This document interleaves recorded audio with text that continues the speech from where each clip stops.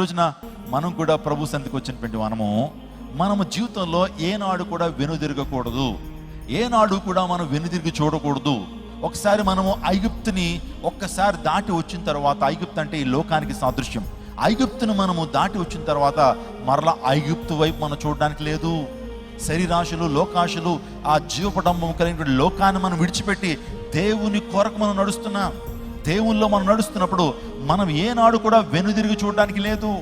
నాగటి మీద చేయి వేసి వెనుకు చూచువాడు నాకు పాత్రుడు కాడు అన్నాడు. లూకాసు వార్త 9వ అధ్యాయం 62వ వచనం.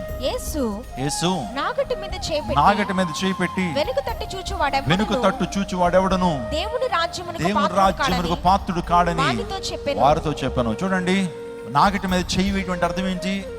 దేవుని పరిచర్య కొరకు, దేవుని కొరకు జీవిస్తానని తీర్మానం తీసుకున్నావు, లోకాన్ని విడిచిపెట్టావు, పాపాన్ని విడిచిపెట్టావు, విగ్రహారాధన విడిచిపెట్టావు, దేవుని కోసం జీవిస్తానని నిజంగా ఒక తీర్మానం తీసుకుని నీవు మరలా వెనుదిరగడానికి వీల్లేదు.